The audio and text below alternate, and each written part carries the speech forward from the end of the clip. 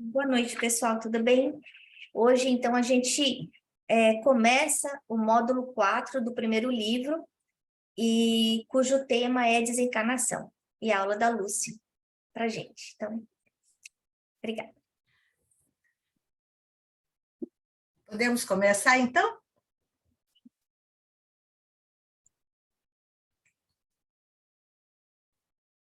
O PowerPoint vai aparecer do outro jeito, completo? Não. Bom, volta, por favor. Ana, volta para o primeiro. Eu queria comentar com vocês que poucos minutos atrás, a Ana comentou que achou essa gravura, essa foto aí muito feia, muito assustadora. Mas o meu objetivo é exatamente é lembrar que no mundo, ao longo do tempo, existiram muitas maneiras de encarar a morte, né? Na maioria das vezes, com rejeição, um pouco em função do próprio instinto de conservação, mas nós sabemos que em outras culturas a morte é festejada. No México, por exemplo, é uma festa quase semelhante ao carnaval. No Egito, vocês sabem também, era um ritual assim, sem medo, sem pavor. Os japoneses encaram com tanta naturalidade que eles levam até os alimentos prediletos dos entes que partiram para eles, tanto que a certeza que eles têm de que a vida continua, né? E para nós aqui, nós brasileiros, a porcentagem varia. É verdade que, em função da desinformação acerca da continuidade da vida, a maioria das pessoas tem muito medo da morte. Mas, sem dúvida nenhuma, todos nós temos esse encontro marcado, né? A gente sabe que a gente começa a morrer a partir do momento que nasce. Então, é muito bom que a gente reflita acerca desse tema importante e sempre atual. Podemos passar para o segundo slide. Por esses ligeiros comentários que eu acabei de fazer, nós vemos que a desencarnação ainda é um grande desafio, apesar de nós sabermos, inclusive nós espíritas sabemos, está lá no Livro dos Espíritos, que é um fenômeno natural da vida, tudo que nasce, vive, cresce e morre, né? Mas, por desinformação ou por imaturidade espiritual, porque às vezes até a pessoa toma conhecimento acerca desses conceitos, mas não aceita, não acredita, porque não estão na hora, estão verdinhos, não estão preparados. A desinformação ou informação modifica completamente o quadro da nossa vida, né? Outra razão pela qual nós rejeitamos tanto a morte é por causa do nosso apego. A gente tem apego por coisas e a gente tem apego por pessoas, né? E então, na hora da morte, a gente não gosta dessa ideia de deixar tudo para trás, considera mesmo uma perda, um prejuízo, né? Agora, a fé racional modifica de verdade a nossa escala de valores e muda completamente esse quadro, amplia os nossos horizontes, de uma forma que nos permite serenidade, equilíbrio, harmonia face a esse fenômeno, postura que nos beneficia e beneficia a todos aqueles que convivem conosco, tanto encarnados como desencarnados, porque em várias mensagens do Chico, a gente vê que quando a gente se desespera, quando a gente chora, quando a gente exterioriza sentimentos de dor, de desespero, essas lágrimas assim desarticuladas atingem o nosso ente querido que desencarnou, e diz a mensagem do Chico que ao atingir, ao envolver o nosso ente querido, queimam como ácido. Então, em nome do amor, nesse choro, nesse desespero perante a morte, nós estamos levando sofrimento e dor para os nossos entes queridos.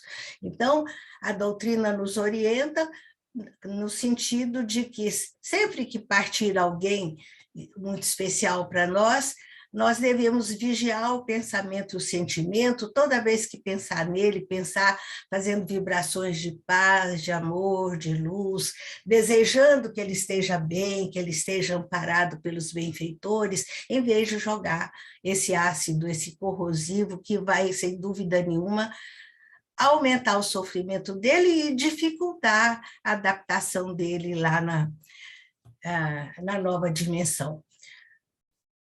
Uma certeza nós, graças a Deus, nós aqui do grupo, já temos, é que somos seres imortais.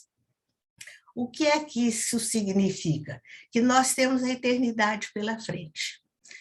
Então, podemos passar para o próximo slide.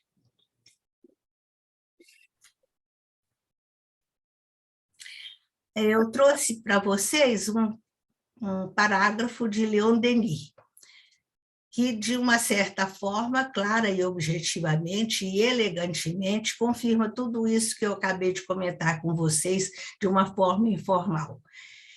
O nosso benfeitor espiritual diz: a morte é uma simples mudança de estado. A destruição da forma frágil, que já não proporciona à vida as condições necessárias ao seu funcionamento e à sua evolução. Então, um processo natural na dinâmica da renovação. Morte não é destruição, morte é renovação, é substituição daquilo que não tem mais condições básicas necessárias para continuar atuando no cenário da vida. Outra certeza que nós já temos, nós espíritas principalmente, é de que a vida não começa no berço nem termina no túmulo. E, lindamente, o Chico costuma se referir à morte a berçário novo. Isso eu já comentei com vocês em encontros passados, né? E agora, então, que nós temos estudado André Luiz com tanta disciplina, com tanto empenho, com tanta seriedade, nós já sabemos, sem dúvida nenhuma, que além da campa, que além do túmulo, a vida continua.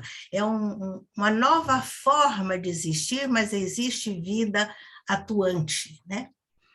E para que nós possamos nos adaptar bem e conviver bem em cada etapa nessas mudanças, seja vivenciando a partida pessoalmente, seja vivenciando a partida do ente querido, é fundamental que nós vigiemos o nosso pensamento, porque sabemos também, nós já temos estudado muito a respeito, o pensamento é a base da vida. Então, se eu penso errado, se eu me deixo levar pelo desespero, pela tristeza, pela aflição, que a falta de fé, que a falta de conhecimento faz surgir dentro de mim, a minha vida vai ficar muito complicada, muito triste, muito pesada. E se eu tenho um mínimo de disciplina e conscientemente vou raciocinando e lembrando desses conceitos maravilhosos que a doutrina espírita nos traz, a nossa qualidade de vida melhora e a gente consegue, inclusive, uma nova etapa venturosa, plena de esperança. Eu digo plena de esperança porque nós temos certeza que um dia, num dado momento, nós vamos encontrar os nossos entes queridos, né? Não, vamos reencontrar amigos, familiares, enfim. Temos visto isso com André Luiz, né? Agora, para que nós possamos ter boas condições para vivenciar essa experiência, precisamos desse preparo prévio, precisamos fazer o nosso trabalho bem feito, esse trabalho do autoconhecimento, do conhecimento das leis divinas, Porque de acordo com o que eu penso, é que será a minha vida. Lembramos Emmanuel que diz que a mente é o espelho da vida, né? Então, causa e efeito. Estou consciente, bem informado, colho momentos felizes e agradáveis. Estou desinformado, sou ignorante, tenho visão distorcida em relação à vida, vou gerar sofrimento e dor para mim. Deus não castiga ninguém, essa maneira de sentir a vida realmente está nas nossas mãos. Podemos passar para a próxima. Quando nós estudamos a doutrina, maravilhosa, de tríplice aspecto, é ciência, é filosofia, é religião, nós entendemos com muita clareza que o momento da morte é um momento especial. É um processo de separação do corpo, do físico e da alma, ou espírito, que parte para a nova dimensão envolvida pelo perispírito. Isso também nós já temos estudado bastante. E esse processo de separação varia, como nós já sabemos disso, é uma regra básica, de acordo com o grau evolutivo do espírito. Quanto mais conhecimento, mais facilidade, menos sofrimento. Quanto mais ignorante, mais despreparado, mais sofrimento, né? Então, sem dúvida nenhuma, essa experiência da morte, para quem vai ou para quem fica mais difícil se a gente desconhece a lei divina. Nós somos até, de uma certa forma, incoerentes, porque a gente sabe que Deus é amor, que Deus nunca cria sofrimento e dor para nós. Inclusive, o próprio processo do desencarne, a rigor, não é doloroso. A morte é um processo natural. O que faz ela ser difícil, dolorosa, é exatamente o nosso despreparo, a nossa visão distorcida, a carga deletéria de energias negativas que nós projetamos naquele momento. Mas, dentro dos padrões da lei divina, a morte é um processo natural em função do esgotamento dos órgãos, seja pela idade, seja por doença, e nesse processo a vida como que se apaga por falta de óleo, como que se apaga porque nós tiramos a tomada, o fio da tomada, né? E quando a gente estuda mais profundamente esse item, nós, com André Luiz principalmente, nós aprendemos que essa separação da alma ao corpo é assessorada por espíritos competentes e responsáveis que desatam amorosamente, lenta e gradativamente, numa dinâmica científica, esses laços que prendem o espírito ao corpo. O próximo, por favor. Repito, a morte, de acordo com o planejamento divino, é para ser sem sofrimento, e a gente já ouviu contar de vários desencarnes dessa forma, né? O espírito já sai do corpo, Kardec, Bezerra de Menezes, com certeza o nosso querido Chico. A gente tem pouca informação como foi a chegada dele do lado de lá, mas deve ter sido só festa, né? E outra razão que faz a gente entender que a morte não é um processo doloroso é porque quando o espírito deixa o corpo é uma matéria amorfa, é carne sem vida, né? Não sente mais nada, desse desligamento parcial. Quanto mais evoluído o espírito, mais fácil esse desprendimento, esse desligamento.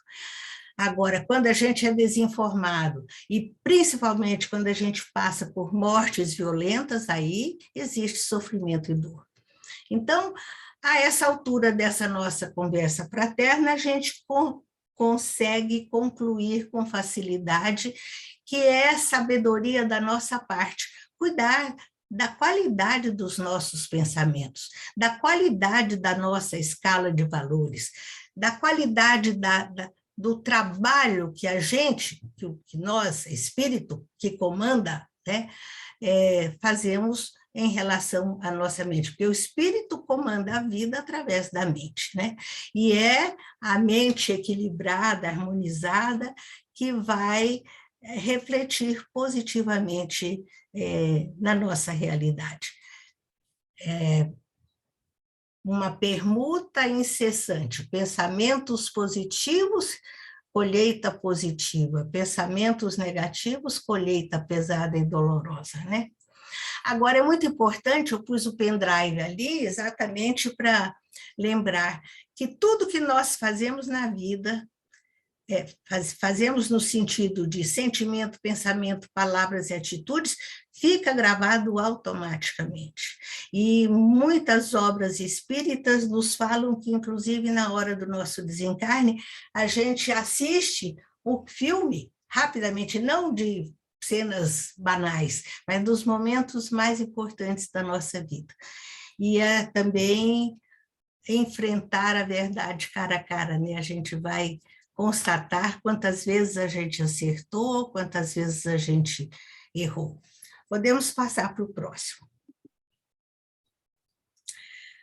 Agora, eu volto a comentar com vocês algo que já tenho falado outras vezes, porque é uma comparação muito didática que facilita o nosso entendimento em relação à realidade da vida. É que a nossa mente é semelhante a um diamante multifacetado, várias facetas em vários ângulos, em diversos níveis de altura, mostrando que a mente que nunca para, já temos visto isso com André Luiz, é um motor, é um dínamo espiritual que gera energia incessantemente, dormindo, acordado, encarnado ou desencarnado, essa energia está sempre sendo sempre exteriorizada.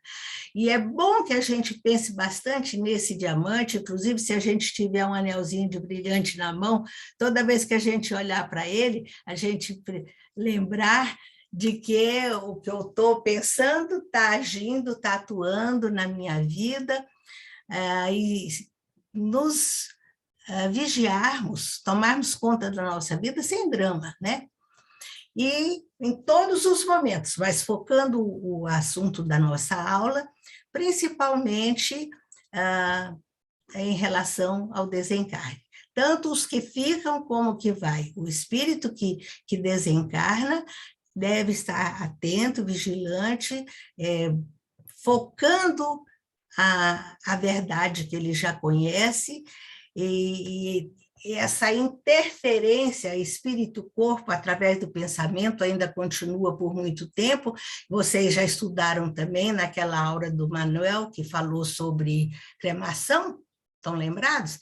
Que a cremação é permitida no Brasil, mas só depois de 72 horas, por causa dessa ligação mental que ainda existe do espírito com o corpo. E se o pensamento for positivo, for educado, as coisas vão ser mais fáceis, né? Então, não precisamos recordar a cremação, nós já estudamos, Agora, um item muito importante para nós e para os nossos familiares, sabendo que a vida continua, que o espírito vai, que o corpo fica, se houver possibilidade de fazermos doação de órgãos, que não deixemos de fazer.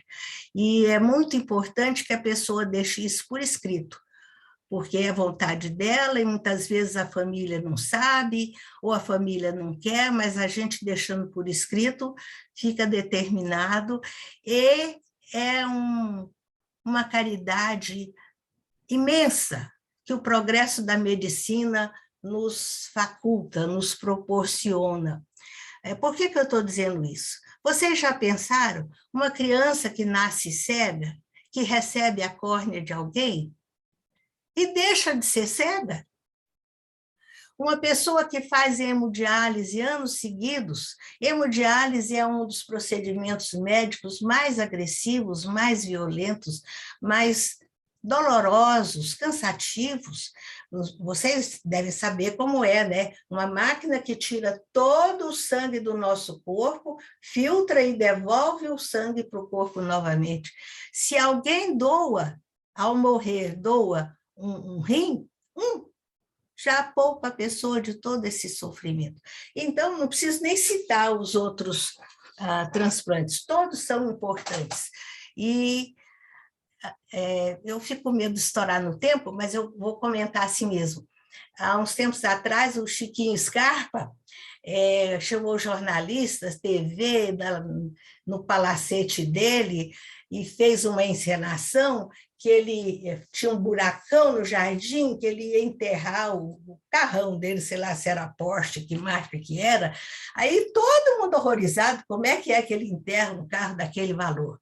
Aí, depois de criar bem o clima, ele diz, não sei por que vocês estão estranhando, porque a gente enterra coração, pulmão, fígado, rins todo dia, que vale muito mais do que um carro. E realmente foi um pouco chocante, mas foi muito válida a aventura dele, que ele proporcionou, né, Ramos? Mas em tudo tem que predominar o nosso livre-arbítrio. Se eu quero, se eu gosto da ideia, se eu me sinto bem, eu devo fazer. Se eu ainda tenho insegurança, se eu ainda tenho medo, se eu não sinto vontade, porque tudo na vida é um impulso, é a intenção, né? Isso também a gente já tem estudado muito. E o nosso livre-arbítrio deve ser respeitado por nós e pelos nossos familiares. O próximo, por favor. Mecanismos da desencarnação. Nós, de uma certa forma, já mostramos os itens fundamentais, importantes para a nossa consciência em relação a esse fenômeno natural da vida. É um trabalho, é um momento metafísico na nossa vida. O moribundo está inconsciente. No processo de desencarne, a gente já sabe que a pessoa já não controla, não domina, não está mais tão presente, não se comunica em circunstâncias normais, né? E em função da qualidade desse desencarne, ele estará consciente ou inconsciente depois da morte. Repito, sempre em função do grau evolutivo, sempre em função do tipo de morte, do gênero de morte, né? Se a gente sabe disso e se prepara, a gente minimiza essa perturbação, esse torpor, essa confusão, essa ansiedade que caracteriza a morte, né? A doutrina espírita costuma fazer comparações da morte a um estado de catalepsia. E quando a pessoa está em estado cataléptico, ela fica ausente de si, ela não está participando da vida do dia a dia, né? E também esse processo, esse mecanismo acontece na hora da desencarnação. Repito, quanto mais preparado, mais fácil a desencarnação. Quanto menos preparo, quanto menos entendemos, mais difícil será a nossa passagem. Então, mais uma vez, convite ao estudo, convite ao preparo prévio. O próximo, por favor. Eu volto a falar da visão panorâmica. Além de assistir à cena, esse recordar vem impregnado de sentimentos. Então, a dor, o remorso ou a alegria, se for um momento positivo, vai acontecer e vai nos envolver como se fosse um tsunami, um furacão, né? E, mais uma vez, esse comentário serve de alerta para nós, para educarmos o nosso pensamento. Aliás, eu abro um parênteses aqui para dizer para vocês que agora, na próxima série de palestras de sábado, eu já convidei e já tive confirmação da Verinha para fazer o comentário detalhado de cada capítulo de Pensamento e Vida. Eu assisti esse trabalho que ela fez na federação e foi magnífico. Eu tenho certeza que vocês vão gostar muito, porque é básico, é fundamental que a gente esteja sempre consciente, comandando o nosso pensamento, o nosso sentimento, sabendo como nós estamos agindo, que tipo de energia nós estamos exteriorizando, porque a gente sabe, eu consigo tapear a Ana, eu consigo tapear vocês, eu consigo tapear pessoas que vivem na mesma casa comigo, mas a Deus ninguém engana. A Deus, ou seja, a lei divina, ninguém engana. Então, esses registros efetivos que eu faço me acompanham, fazem parte de mim e estarão sempre comigo. O próximo, por favor. Mas antes um pouquinho eu gostaria de comentar que com esse conhecimento que nós temos, nós não podemos deixar de estar atentos em relação à nossa conduta com a família, conduta no trabalho, conduta na casa espírita, conduta na vida social, porque tudo vai ficar registrado. Nós sabemos que só fazer de conta que é bonzinho não resolve, a gente tem que fazer tudo com muita seriedade, impregnada com muito amor, né? Agora, nós vamos lembrar de um item que enche o nosso coração de esperança. É que os benfeitores espirituais estão sempre conosco. Na hora do nosso desencarne, eu já falei um pouco antes, existem equipes para supervisionar, para fazer aquele desligamento. Isso a gente vê claramente nas obras de André Luiz, também no livro Voltei, que eu desejo que todos já tenham lido, porque também é um livro muito esclarecedor, e mostra que realmente a gente não tapeia a lei divina e que a gente precisa, na verdade, se preparar. E há uns tempos atrás, numa outra aula que tivemos, eu acho que foi a Tabata que trouxe a mensagem Treino para a Morte. Foi, Tabata? Foi você? Tabata não está hoje. Vocês lembram quem foi? Quem foi podia trazer de novo para a gente reler e confirmar. Tá bom? O próximo, por favor.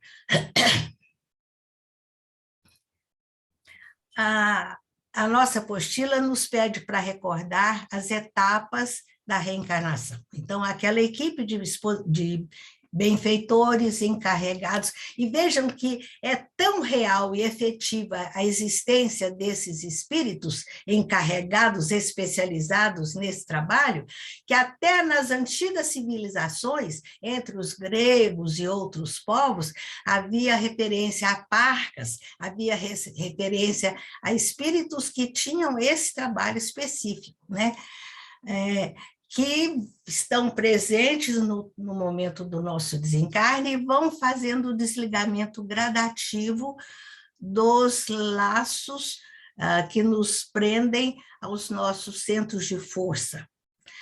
E ensina a doutrina espírita que primeiro eles desligam o vegetativo ou o gástrico, é aquele nosso centro que controla o nosso sistema nervoso, que fica na altura do nosso estômago. Nós já estudamos os centros de força, vocês já sabem disso, né? Depois eles desligam o cardíaco, que regula as nossas emoções.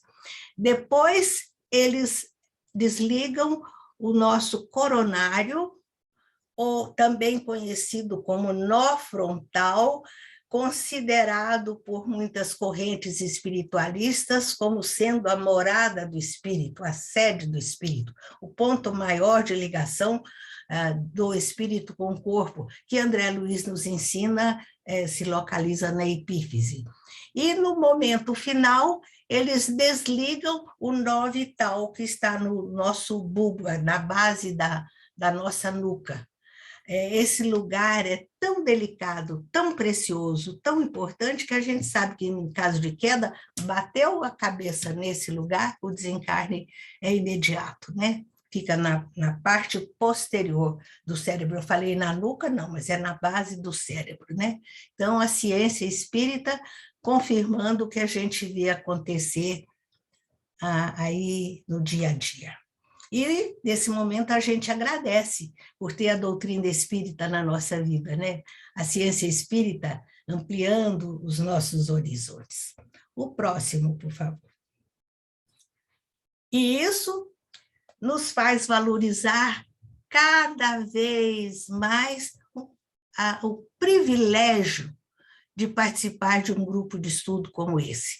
Agora, a gente abre um parênteses para dizer que é privilégio, é honra, mas, acima de tudo, é responsabilidade. Então, é uma oportunidade que nós estamos tendo, que nós precisamos valorizar, né? E fazer o melhor que pudermos, corresponder a essas bênçãos incontáveis que chegam até nós, né? As sementes de luz que a doutrina vai acrescentando na nossa vida. E em todos os momentos, no momento em que a gente começa a estudar e a cada encontro, a cada reunião, podemos ter certeza que, nesse momento em que estamos concentrados estudando a doutrina, os benfeitores responsáveis pela cobertura do nosso curso estão vitalizando as sementes que nós já abrigamos e colocando novas sementes para melhorar a nossa estrutura espiritual, né? Então, estudar, meus amigos, só faz a nossa vida ficar melhor. É o único recurso para a gente estar de bem com a vida e de bem conosco mesmos, né? Encerrando, vamos ler esse texto que eu selecionei, que diz que a verdadeira viagem de descobrimento não consiste em procurar novas paisagens, e sim em ter novos olhos. É um pensamento de Proust, é um filósofo, sem dúvida nenhuma, um espírito que tinha sintonias espirituais muito especiais, né? Mas, para que tudo isso aconteça de modo produtivo, eficiente, além da vigilância, do orar e vigiar, é preciso da vontade em ação. A vontade é o impacto, é o fator determinante. Eu posso gostar, eu posso achar lindo, eu posso querer, mas se eu não agir com a vontade atuante, administrando, gerenciando os momentos em todos os setores da minha vida, nada vai acontecer.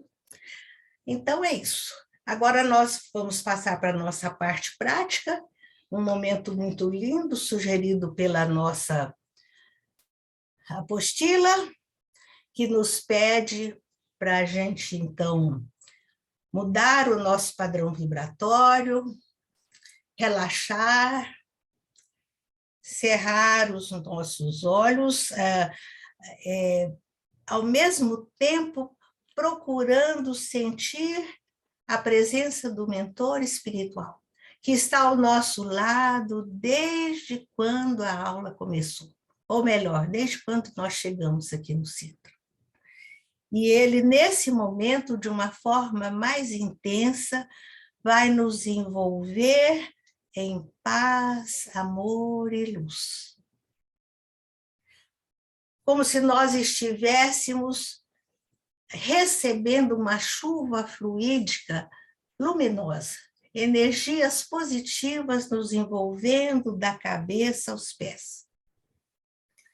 E a gente respira tranquilamente e a gente comanda, a gente deseja que essas energias sejam bem assimiladas, para que o nosso padrão vibratório possa ficar bem harmonioso, bem em sintonia com o benfeitor espiritual. E ele, nesse momento, vai mentalizar uma paisagem, vai projetar uma paisagem, que cada um de nós vai captar de acordo com a sua possibilidade. Usufruindo desse momento, que sem dúvida, repito, é de paz, amor e luz. Vamos sentindo essa paz, vamos sentindo a harmonia, tranquilidade, e essa transfusão de energias espirituais desse momento cuida, beneficia a nossa saúde física e a nossa saúde espiritual. Se vocês quiserem, se vocês tiverem alguma preocupação com algum detalhe da sua saúde, podem mentalizar esse órgão. Eu sugiro a Geice que pense na Olívia, que ela possa ser também muito cuidada, acarinhada pelos benfeitores espirituais.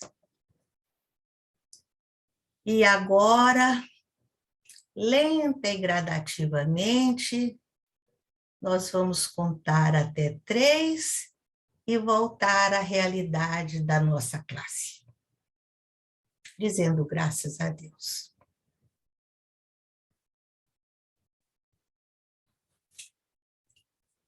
Gratidão por esse intercâmbio maravilhoso com os benfeitores espirituais, e eu passo a palavra para quem quiser contar o que sentiu e a paisagem que viu.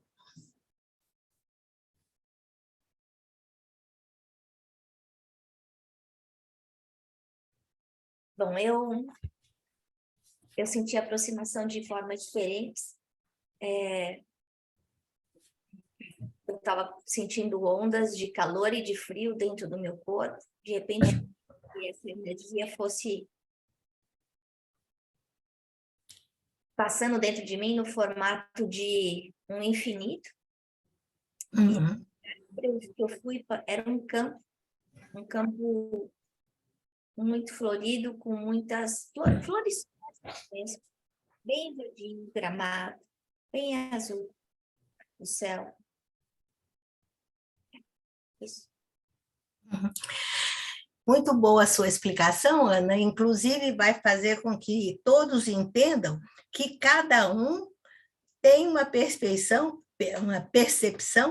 pessoal, né? De acordo com o seu momento material, e espiritual e emocional. A Aline quer falar? Fala, Aline. Ela não consegue falar, mamãe. Acho que ela deve...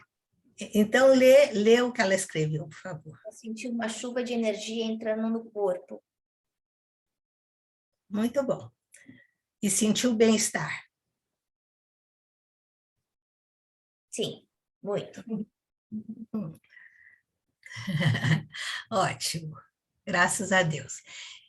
E com certeza a Rafa também recebeu. Se estava aí pertinho. Alguém mais? Eu posso dizer um pouco, não só de agora, mas ultimamente, sempre que eu tenho rezado, orado, eu tenho sentido na minha cabeça, assim, que alguém tiver alguma coisa tivesse aqui, entendeu? Tipo, vou fazer uma massagem, não massagem, mas não sei, isso um sentimento como fosse uma onda aqui em cima da minha cabeça. Muito forte, às vezes. Quanto mais eu me concentro, mais forte fica. E a imagem que eu tive foi parecida com a da Ana, foi um campo também, mas tinha uma coisa muito específica, tinha uma árvore e um balanço. Foi o que eu vi. E bem-estar? Tá. Ótimo. Graças a Deus. Geice? Geice é dose dupla? Eu ia falar isso, eu senti a Olívia mexendo. Não, mas acho que a palavra seria mais tranquilidade, assim, sentir uma tranquilidade, uma calma, Uhum. e o lugar era mais bem natureza também, mas era mais uma praia, assim, era bem uma visão de infinito, assim, né? Quando a gente olha para o oceano, tem aquela visão de infinito, assim, então era um pouco dessa paisagem, assim, que eu vi. Muito bom. Uma verdadeira transfusão de energias, né? Muito bom. E aí, você sentiu alguma coisa? Eu senti luz chegando assim de mim, muito. Quero sentir uma chuva de luz. E também na praia. E foi para uma praia. Yeah, it was very peaceful. It was almost like end of day, like maybe the sun was starting to set, and there was Era no pôr do sol na praia. an island kind of in the distance. It was very peaceful. E tinha tipo de uma ilha na vista e era muito tranquilo. Muito bom. O meu foi uma chuva verde de luz. E aí eu fui para quando eu meio que consegui ver onde eu estava numa florestinha assim, fresquinha, era tudo verde. A luz era verde e a floresta era verde. O verde é cura, é saúde, né? Específica. Então, consertaram alguma coisa aí. Bom. Medicina preventiva. Para mim também foi bem tranquilo, assim, né? Uma leveza de cima para baixo. E eu também visualizei uma praia. E a água, quando eu vi assim o mar, na minha cabeça veio a palavra limpeza. Muito bom, entrou bem na faixa, porque é exatamente o que estava sendo feito. E vejam que nesse nosso recomeço de trabalho, a limpeza é fundamental para todo mundo. Porque por mais ajuizado que a gente fique durante as férias, não é como estar frequentando semanalmente o centro, fazendo essa limpeza semanalmente, né? Muito bom. É que fica a casa da gente quando fica 1 mês, 2 meses fechado, né? Pois é. Nada, fica tudo empoeirado. A gente também. E Gi, e você? Eu puxei. Oh, aqui é um pouco mais complexo, né? Eu acho que todo mundo sentiu junto. mas eu comecei sim nesse movimento, e é muito engraçado, porque sempre que eu preciso visualizar alguma coisa, eu vou para uma praia, e é uma praia aberta, muita areia, muito mar, não acaba, não tem ninguém, mas dessa vez tinham árvores, como se fosse assim, por trás de mim, alguma coisa que tivesse árvore, que tivesse mais vida, que tivesse mais movimento, né? E eu sinto mesmo, é uma energia que vem de cima para baixo, vem abraçando todo o meu corpo, até o pé, dá até uma estremecida, e aí alguém começou a chorar aqui. Mas eu senti bastante também. Muito bom. Então, para você recebeu energia do mar, energia da floresta, a sua dose foi tripla. Verdade. Muito bom.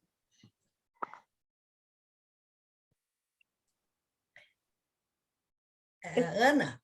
Queria fazer um comentário, porque a gente, nessa aula, falando de desencarnação, e é impossível a gente pensar em desencarnação sem pensar em reencarnação, né?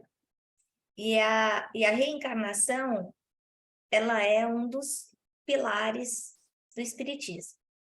Então, a ideia do desencarnar, para muitos de nós ainda é visto de uma forma que a gente se assusta, tem medo, é uma experiência sofrida, é difícil a gente se separar, mesmo que seja momentaneamente, mesmo tendo consciência de que a vida continua. morre alguém que a gente ama, para aquelas pessoas que já perderam filho, eu não sei o que é isso, nunca perdi um filho. Mas o que a gente ouve é que é uma dor indescritível que não passa nunca, né?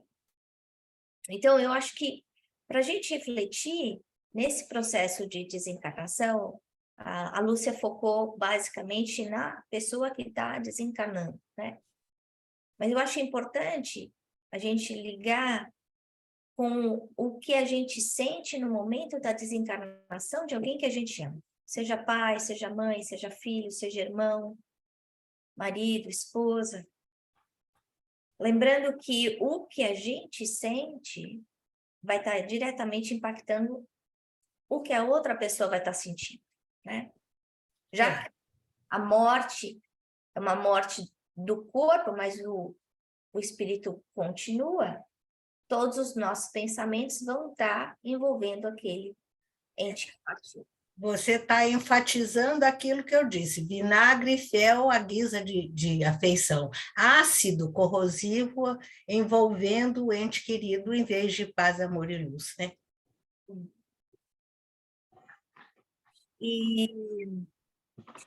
E outra coisa que eu queria que a gente refletisse é, tá bom, a gente entende, está sofrendo, mas e a prece, né? A gente deve rezar para aquele que partiu, para aquele que desencarnou, mas aí eu já me perguntaram, mas se eu rezar por aquela pessoa, eu não vou estar trazendo ela para mim? A gente não sabe se ela já está. Quem sabe? Quem sabe onde é que está cada espírito? Só Deus, né?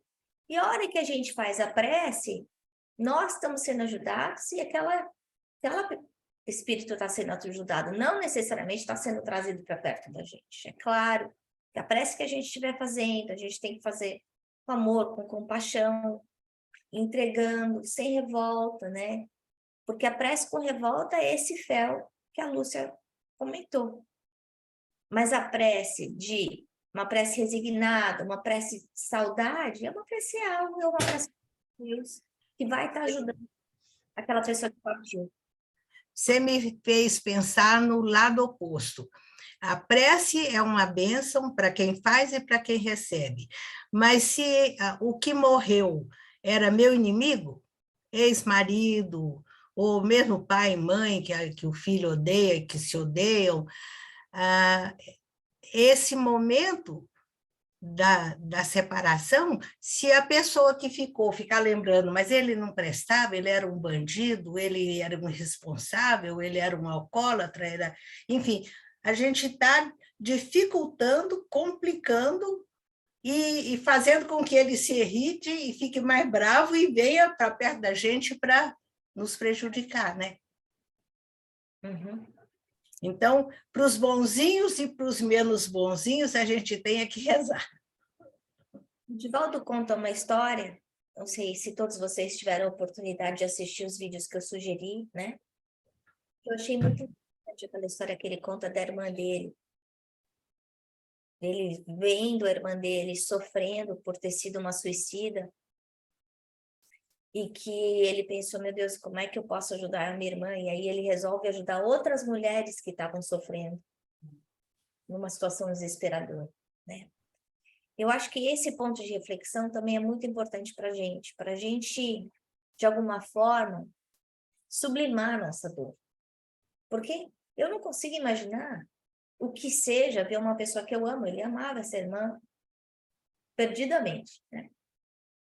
Uma pessoa que a gente ama demais, sofrendo daquele jeito, e você meio de mãos atadas, né? É uma situação difícil demais. E aí ele encontrou a libertação para ele desse sofrimento, e a libertação da irmã do sofrimento dela como suicida, através da caridade. Então, essa é outra coisa para a gente sublimar, sempre. Para a gente refletir sempre, de como é que eu posso sublimar o meu sofrimento, como é que eu posso fazer com que esse meu sofrimento, de alguma forma, ajude outras pessoas, para a gente sair do nosso egoísmo, né?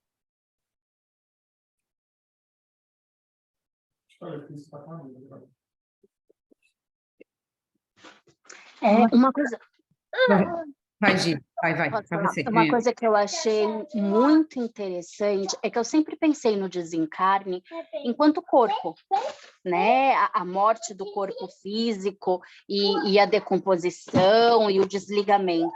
Mas eu nunca pensei na visão que eles falaram da revitalidade do perispírito. Então, quando o corpo morre, o corpo decompõe, o perispírito vai se sentindo vivo e feliz e cheio de energia de novo, né? Eu nunca parei para pensar nesse processo de morte de um, mas vida para o outro. Cada caso também, né, Gi? Porque tem muita gente que morre e que já entra nesse estado meio de Regressão. de transição, eu diria, de perturbação, acho que é o que eles usam a palavra, né? Como a gente vê, por exemplo, no livro Entre a Terra e o Céu, ou A Vida Continua, que falam de casos de desencarnação, né? Então, a gente entende que para cada caso é um caso, da mesma forma que uma mãe que teve 13 filhos, cada bebê, cada parto é de um jeito, cada morte é de um jeito também. E a gente chega lá do outro lado de uma forma diferente também. Qual a sua pergunta, Letícia? Minha pergunta é sobre a parte quando vai desligando os laços,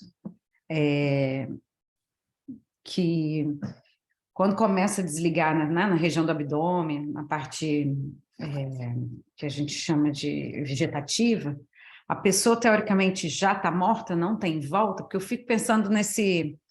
Não tem essas pessoas que experienciam a quase morte? Que vai, vê luzes, vê as equipes e depois de alguma forma volta. A minha dúvida assim, comparado esse desenlace, comparado com a quase morte, como vocês veem? Fiquei pensando nisso. Ela começa a desligar e não desliga, ou é outra coisa totalmente diferente? É um processo incompleto, e cada caso é um caso, né? Às vezes, na última hora, há uma revisão do programa do espírito, às vezes é um estado cataléptico, como o de Lázaro. Lázaro não estava morto, mas aparecia morto, mas com certeza o espírito dele estava podendo passear por aí e voltar ao corpo, né? Então, são fenômenos explicáveis através dessa conexão com os chakras, com os centros de força. Nós não sabemos dizer por quê que um foi desligado ou não foi, mas, com certeza, se o espírito está nesse bate e volta, é porque ainda tem algum compromisso, algum trabalho, alguma experiência a realizar, né? No livro Obreiros da Vida Eterna, tem um caso desse, de uma pessoa que acaba tendo... Ela ia desencarnar, ela estava no processo desencarnatório e ela, por um pedido, ela acaba recebendo uma reenergização e continua. Então, mas ela estava nos finalmente mesmo. She had a daughter that was going to have Yes, exactly. That's exactly the book. Okay. Yes.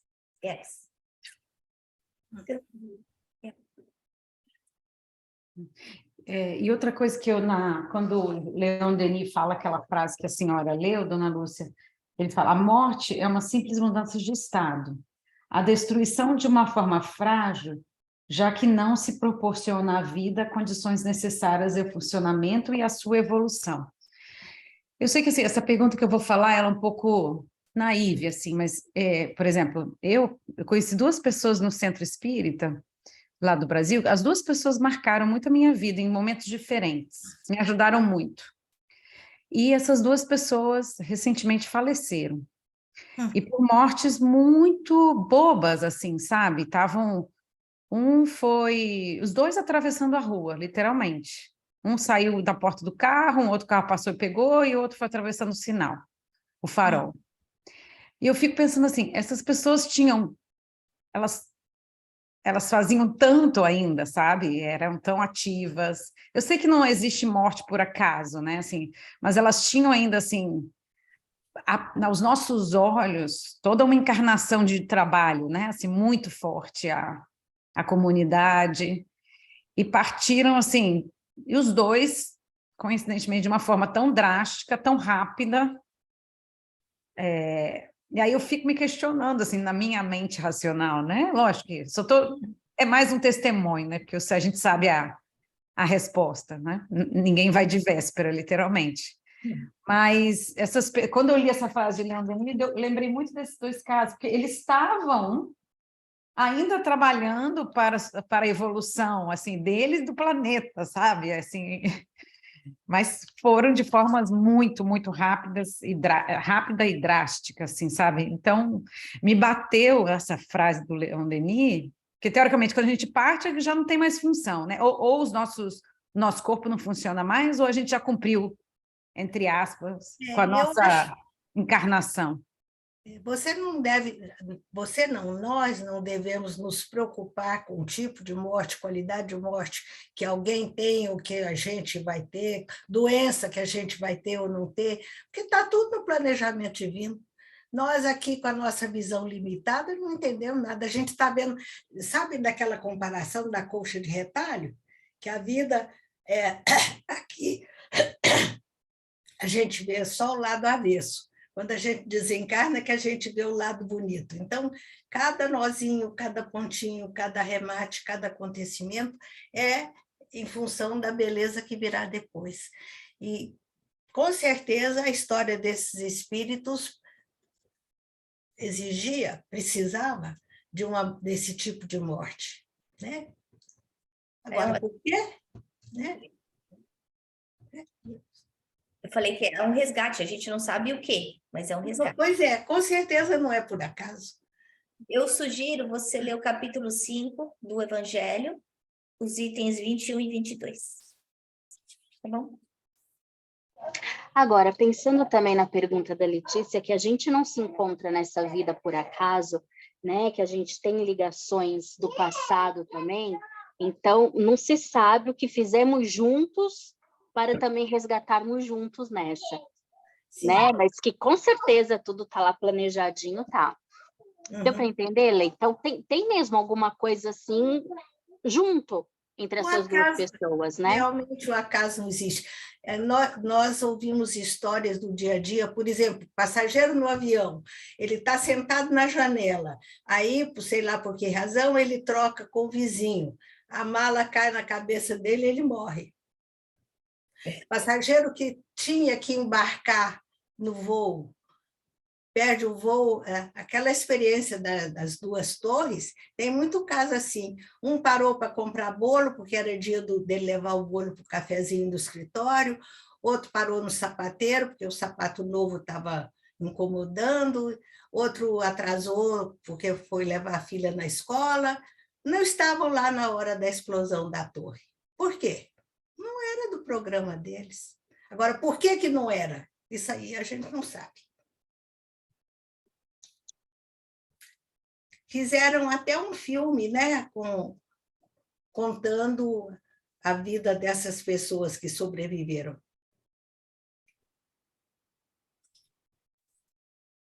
Obrigada. Dá uma vontade de saber tudo, de entender tudo, né? A gente sabe pouco, Sócrates falava, só sei que nada sei, mas o que a gente sabe já melhora muito a nossa vida, né?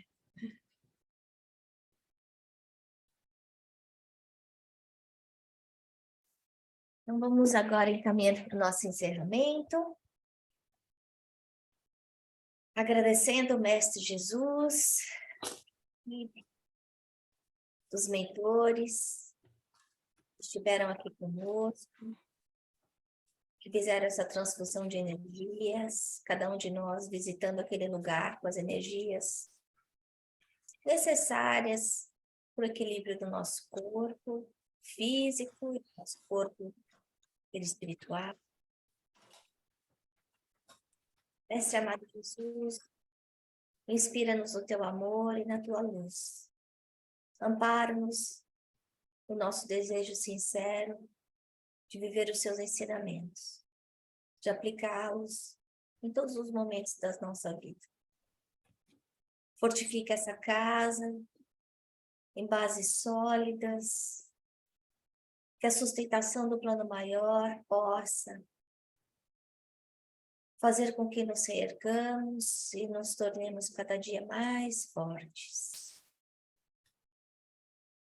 Abençoa o nosso trabalho, que ele dê muitos frutos, Senhor. Abençoa os nossos lares, todos aqueles que amamos, aqueles que convivem conosco, aqueles que não nos compreendem. Ajuda-nos, Senhor, a ser obreiros do teu amor, onde quer que estejamos. E assim nós te agradecemos. Graças a Deus.